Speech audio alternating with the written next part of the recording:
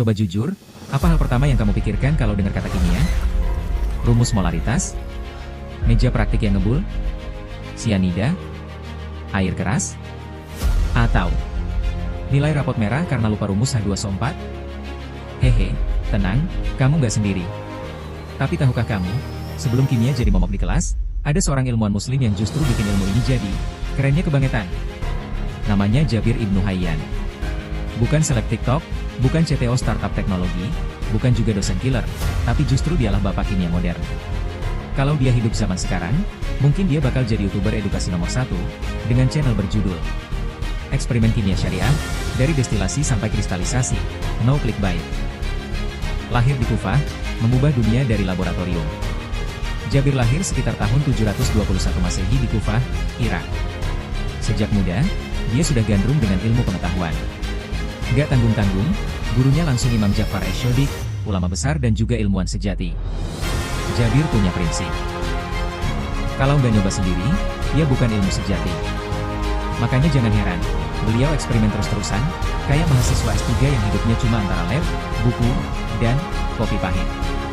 Karya tulisnya? Bukan main.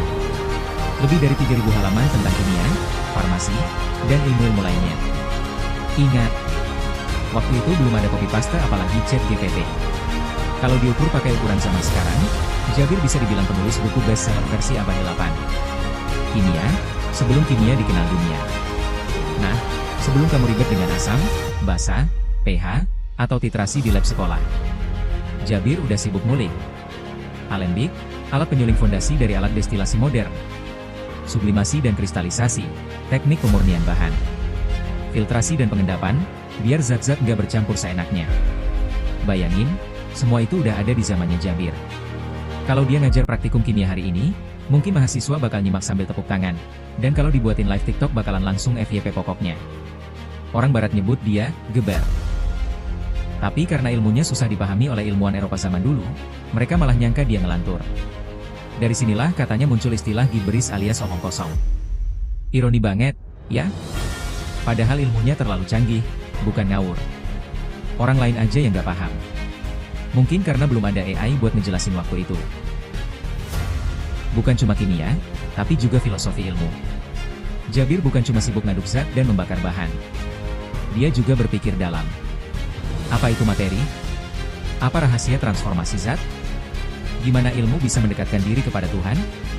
Nah ini nih yang paling keren. Buat Jabir, ilmu adalah ibadah. Ilmu bukan untuk disombongkan, apalagi buat bikin drama debat gak berfaedah di media sosial. Tolong yang suka debat teori konspirasi, belajar dari beliau dulu ya. Pelajaran dari sang bapak kimia. Ilmu itu bukan hafalan rumus. Ilmu itu eksperimen, pencarian, dan kerendahan hati untuk belajar dari alam. Jangan takut gagal eksperimen. Gagal itu bagian dari ilmu, asal bukan gagal move on.